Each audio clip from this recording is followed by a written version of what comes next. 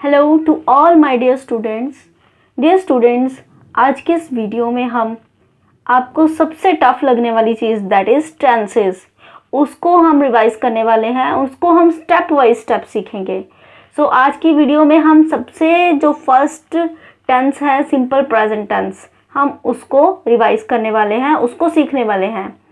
उसकी क्या पहचान होती है, क्या रूल्स होते हैं, each and everything we will discuss in this video. So video को लास्ट तक देखना। सबसे पहला जो टेंस है दैट इज प्रेजेंट इंडेफिनिट। इस टेंस को हम सिंपल प्रेजेंट टेंस भी बोलते हैं। आइए जानते हैं इसकी क्या पहचान होती है। इसकी पहचान के लिए ये याद रखें कि इस तरह के जो वाक्य होते हैं उनके अंत में ता है, ते है, ती है आदि इस तरह के जो शब्द हैं इनका प्रयोग होता है। एंड जो मेन एक और इसकी जो पहचान है वो ये है, सेकंड पॉइंट जो है, habitual actions, universal truths, regular actions, natural and scientific actions, ये सब इसकी श्रेणी में आते हैं। अब इनकी आपको एक एक एग्जांपल दे देती हूँ। हैबिचुअल एक्शंस जैसे आपकी हमारी जो आदतें बन जाती हैं, जैसे कई लेट उठते हैं, कई सुबह उठ के चाय पीते हैं, इस तरह से जो आदतें बन जाती हैं। यूनिवर्सल ट्रूथ्स वो होते हैं जो जिनको बदला नहीं जा सकता, जो सत्य है। जैसे सूरज जो है पूरब में से निकलता है, हम उसको चेंज तो नहीं कर सकते हैं। इस तरह से रेगुलर एक्शंस, आप जैसे रेगुलर रूटीन में नहाते हो, खाना खाते हो, मंदिर जाते हो एटसेट्रा। नेचुरल जो चीज़ें नेचुरल हैं, जैसे पक्षी उड़ते हैं, आसमान जो है वो नीला है, इस तरह से जो चीज़ें हैं। एंड साइंटिफिक है, जैसे फॉर एग्जाम्पल पानी 0 डिग्री सेल्सियस पर बर्फ बनना शुरू हो जाता है। तो इस तरह से ये जो है ये साइंटिफिक एक्शन है। ये सभी जितने भी हैं ये सारे के सारे प्रेजेंट इंडेफिनिट में आते हैं, जिनको हम सिंपल प्रेजेंट टेंस कहते हैं। चलिए अब आपको मैं बता दूं, सेंटेंसेस में 4 तरह के होते हैं, affirmative, negative, interrogative and negative interrogative. उनमें से सबसे पहला जो है वो है अफर्मेटिव। तो आइए जानते हैं अफर्मेटिव सेंटेंस के बारे में।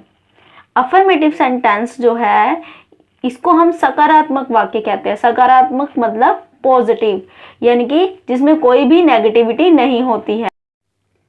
इट मीन्स इसमें ना ही नहीं शब्द का प्रयोग होता है और ना ही इसमें कोई क्वेश्चन पूछा होता है। तो आइए जानते हैं इसका रूल्स के अकॉर्डिंग सबसे पहले सेंटेंस में सब्जेक्ट, उसके बाद वर्ब, एंड वर्ब की फर्स्ट फॉर्म का यूज होता है और उसके साथ एस या ईएस, और लास्ट में ऑब्जेक्ट। कई सेंटेंसेस में ऑब्जेक्ट होता है और कईयों में नहीं होता है। ऑब्जेक्ट का होना कंपलसरी नहीं है, बट सब्जेक्ट एंड वर्ब ये दोनों मेन कंपलसरी हैं। सो सब्जेक्ट का मतलब होता है कर्ता, वर्ब का मतलब होता है क्रिया, यानी कि कोई जो काम हो रहा है, और ऑब्जेक्ट होता है कर्म, जिसके रिगार्डिंग काम हो रहा है। एक बात इसमें याद रखने वाली है कि सिंगुलर सब्जेक्ट जैसे ही, शी, इट, या फिर जिसे हम थर्ड पर्सन बोलते हैं, या कोई किसी भी प्रकार का सिंगुलर सब्जेक्ट हो, हम उसके साथ वर्ब की फर्स्ट फॉर्म जब लगाते हैं तो एस ई एस का प्रयोग करना जरूरी होता है। इनके अलावा अगर फर्स्ट पर्सन हो या सेकंड पर्सन हो तो हम उपयोग नहीं करते हैं। ये बात याद रखने वाली है।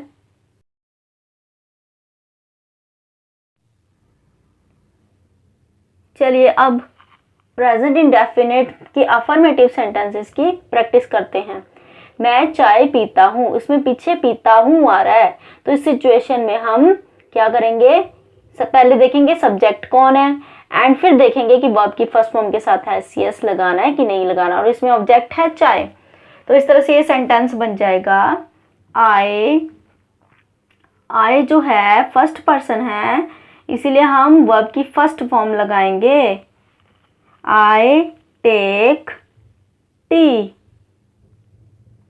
जब चाय पीने की बात हो तो हम टेक वर्ड यूज करते हैं। ड्रिंक वर्ड कई कर लेते हैं यूज, लेकिन उसे ज्यादा अच्छा नहीं समझा जाता है, तो टेक वर्ड बेस्ट होता है। अगला है पक्षी उड़ते हैं। तो ये एक नेचुरल चीज है कि पक्षी प्राकृतिक रूप में उनकी प्रकृति है उड़ना, तो इसीलिए पक्षी उड़ते हैं, इसके लिए हो जाएगा द बर्ड्स फ्लाई। बर्ड्स देखिए अब प्लूरल है, ज़्यादा है, इसीलिए हमने फ्लाई अकेला यूज़ किया, इसके साथ एस नहीं लगाया। अगला है पानी गर्म होने पर उबलता है। जाहिर सी बात है, साइंटिफिक रीजन है, ये साइंटिफिक बात है कि जब पानी को गर्म करेंगे तो वो उबलेगा। तो ये भी प्रेजेंट इंडेफिनिट में आता है। इसका सेंटेंस होगा the water boils on heating, यानी जब इसको हीट किया जाता है तो पानी जो है वो उबलता है। सो नेक्स्ट सेंटेंस इज पृथ्वी सूर्य के इर्द गिर्द घूमती है।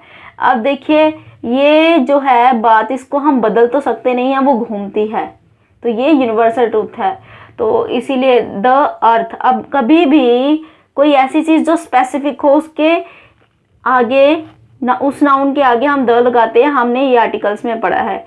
The earth revolves around the sun, sun भी पर्टिकुलर है, स्पेसिफिक है, और अर्थ भी, इसीलिए हमने इनके पहले द का यूज किया है, और अर्थ सिंगुलर थी इसीलिए हमने रिवॉल्व्स ईएस का प्रयोग किया। अब शीला सैर करने के लिए जाती है, ये उसका रेगुलर वर्क है, यानी कि उसकी रेगुलर रूटीन है कि वो सैर करने के लिए जाती है, तो ये भी हमारे हैबिट इसमें आ जाते हैं प्रेजेंट इंडेफिनिट में। तो इस तरह के सेंटेंस की ट्रांसलेशन होगी Sheela goes for a walk. अब देखिए हमने गोज क्यों लगाया है, गोज गो के साथ यस का प्रयोग इसलिए किया है क्योंकि शीला जो है नाउन वो सिंगुलर है, ये जो सब्जेक्ट यहाँ पे यूज किया है ये सिंगुलर है। चलिए बढ़ते हैं अगले नेगेटिव सेंटेंसेस की तरफ। अब ये नेगेटिव सेंटेंसेस क्या होते हैं, ये नकारात्मक वाक्य होते हैं। नकारात्मक वाक्य यानी कि ऐसे वाक्य जिसमें नहीं शब्द का प्रयोग किया होता है। आइए जानते हैं इसका रूल में सबसे पहले सब्जेक्ट, देन डू डज, ये दो हेल्पिंग वर्ब्स हैं, उसके बाद नॉट, उसके बाद वर्ब की first form, then object. Simple और इस वाले रूल में फर्क ये है कि इसमें नॉट और हेल्पिंग वर्ब्स आ गई हैं।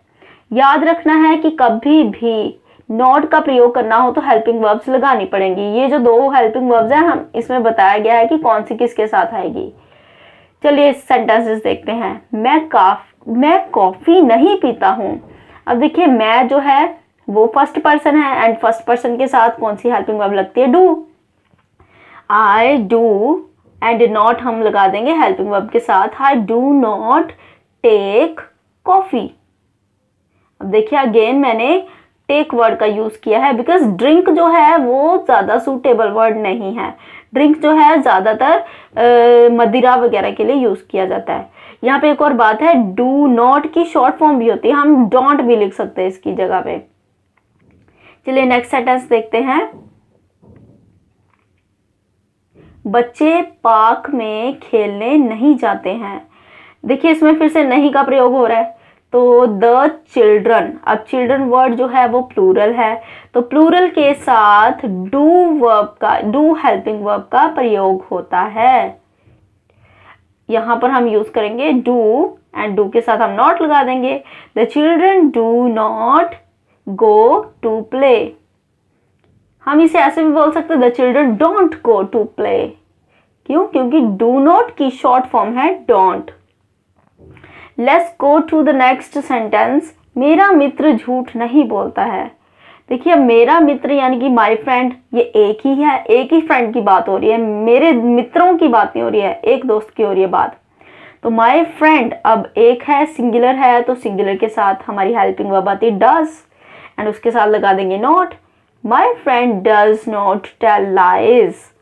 डज नॉट की शॉर्ट फॉर्म भी होती है और वो होती है डजंट। क्या होती है?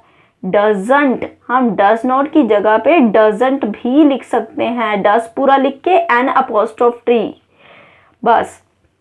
तो ये हो गया डजंट। अब नेक्स्ट सेंटेंस है, तुम मंदिर नहीं जाते हो। तो तुम यू, एंड यू जो है वो सेकंड पर्सन है, तो इसीलिए इसके साथ डू लगेगा। You do not go to the temple. Only third person और सिंगुलर्स के साथ डज का प्रयोग होता है। चलिए नेक्स्ट जो है वो है इंट्रोगेटिव सेंटेंस। अब ये इंट्रोगेटिव सेंटेंस क्या होते हैं? इंट्रोगेटिव सेंटेंसेस वो सेंटेंसेस है जिसमें प्रश्न पूछा होता है, क्वेश्चंस पूछे होते हैं, यानी कि इस सेंटेंस की टोन प्रश्न वाली होती है, इसमें नहीं शब्द का प्रयोग नहीं होता बिकॉज ये अकेले इंट्रोगेटिव है। इसका रूल है डू और साथ में डज, उसके बाद सब्जेक्ट, फिर V1 यानी कि वर्ब की फर्स्ट फॉर्म देन ऑब्जेक्ट। इसमें याद रखना है कि हेल्पिंग वर्ब्स डू डज का प्रयोग सब्जेक्ट से पहले किया जाता है और अंत में क्वेश्चन मार्क जरूर लगाना होता है। चलिए देखते हैं इसके सेंटेंसेस। क्या वह स्कूल जाती है, देखिए इसमें क्या भी लगाया, क्वेश्चन भी पूछा है और लास्ट में क्वेश्चन मार्क भी है। तो इसमें क्या करेंगे हम, वह सब्जेक्ट है हमारा, शी जाती है तो ये सब्जेक्ट हमारा हो गया शी। तो सब्जेक्ट से पहले हम हेल्पिंग वर्ब लगा देंगे। हमें पता है शी के साथ डज लगता है because it is a singular subject, singular pronoun है ये। तो डज शी गो। जब हम हेल्पिंग वर्ब डू डज का प्रयोग करते हैं तो वर्ब की अकेली फर्स्ट फॉर्म लगानी है, एस का प्रयोग नहीं करना। तो डू डज के साथ हम V1 ही लगाते हैं, does she go to school. Next है क्या तुम दूध पीते हो, तो इसका हो जाएगा तुम सब्जेक्ट है हमारा, ये सेकंड पर्सन है, हम इसके साथ डू का प्रयोग करते हैं तो ये हो जाएगा डू यू ड्रिंक मिल्क। अब मिल्क के साथ हम ड्रिंक यहाँ पे लगा सकते हैं एंड ड्रिंक की जगह पे हम टेक भी लगा सकते हैं, गलत नहीं होगा। ओके चलिए let's go for next sentence, that is क्या बच्चे फुटबॉल खेलते हैं। अब देखिए इसमें फिर से क्वेश्चन पूछा है, हमारा यहाँ पे जो काम करने वाला करता है सब्जेक्ट है वो है द चिल्ड्रन। अब चिल्ड्रन ज्यादा है तो इसीलिए हम इसके साथ डू लगाएंगे और उसको इससे पहले लगा देना है, do the children go to play football. Last में क्वेश्चन मार्क जरूर लगाना है। चलिए बढ़ते हैं नेक्स्ट सेंटेंस की ओर। क्या चपड़ासी समय पर घंटी बजाता है। अब देखिए चपड़ासी के लिए हम वर्ड यूज करेंगे द पियान। पियान हम किसी पर्टिकुलर पियान की बात करें इसलिए हमने द यूज किया है, तो ये सिंगुलर है इसलिए हम डज को उठा के इसके पहले लगा देंगे, तो ये बन जाएगा does the peon ring the bell on time, क्योंकि समय पर बजाने की बात हो रही है। अब क्या तुम समय पर स्कूल जाते हो, do you go to school on time. तो डियर स्टूडेंट्स हमने ये इंट्रोगेटिव सेंटेंसेस भी सीख लिए हैं। अभी हम आगे बढ़ेंगे हमारे लास्ट सेंटेंसेस की तरफ जो है नेगेटिव इंट्रोगेटिव सेंटेंसेस। इसके नाम में ही नेगेटिव एंड इंट्रोगेटिव दोनों आ रहे हैं, यानी इसमें नहीं भी आता और प्रश्न भी पूछा गया होता है। ऐसे वाक्यों में नहीं का प्रयोग तो किया होता है, साथ में प्रश्न भी पूछा गया होता है। चलिए जानते हैं इसका रूल।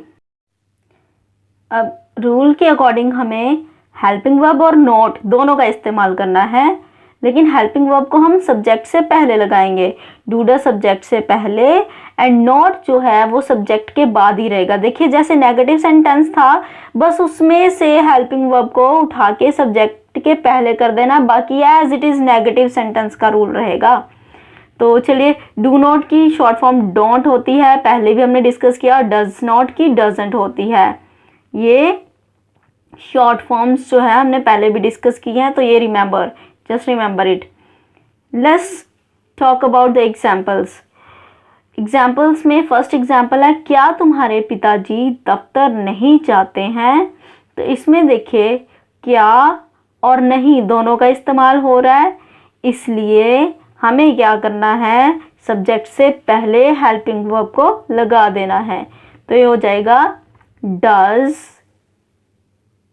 अब देखिए हमारा सब्जेक्ट है your father, your father is singular, singular है तो हम कौन सी वर्ब का यूज करेंगे, हेल्पिंग वर्ब का, डज का। तो ये हो जाएगा डज योर फादर नॉट। अब सब्जेक्ट के बाद नॉट भी लगाना है, तो ये हो जाएगा does your father not go to office. Okay let's go to next sentence. क्या तुम सैर करने नहीं जाते हो। अब देखिए अगेन सबसे पहले हम ढूंढेंगे सब्जेक्ट को। सब्जेक्ट है हमारा तुम, जिसे हम यू बोलते हैं। तो यू जो है वो सेकंड पर्सन है और इसके साथ डू लगेगा। डू यू, अब इसके साथ नॉट लगाना है। नॉट, इसके बाद वर्ब आएगी। गो फॉर वॉक, क्या तुम सैर के लिए नहीं जाते हो? चलिए देखते हैं नेक्स्ट सेंटेंस, दैट इज क्या वह झूठ नहीं बोलता है। देखिए अब हमारा सब्जेक्ट है ही के पहले डज लगेगा because it is third person and singular. Does he not tell lies. और फोर्थ सेंटेंस इज क्या माली पौधों को पानी नहीं देता है। अब देखिए माली इज सिंगुलर, माली को हम बोलते हैं द गार्डनर और वो सिंगुलर है, तो ये हम इसके साथ सिंगुलर के साथ जो हेल्पिंग वर्ब यूज होती है वो होती है डज। तो ये हो जाएगा डज द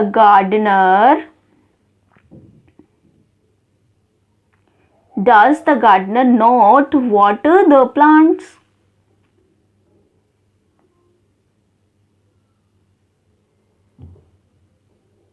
चलिए आगे बढ़ते हैं नेक्स्ट हमारे लास्ट सेंटेंस की ओर, जो भी है क्या तुम 8 बजे स्कूल नहीं जाते हो। अब देखिए यहाँ पे सब्जेक्ट है यू, तो यू जो है वो सेकंड पर्सन और इसके साथ हमें पता है डू का इस्तेमाल होता है। Do you not go to school at 8। तो इस तरह से हमने आज इस वीडियो में सिंपल प्रेजेंट टेंस यानी जिसे प्रेजेंट इंडेफिनिट कहते हैं वो कर लिए हैं। I hope you like the video and thanks for watching till the last.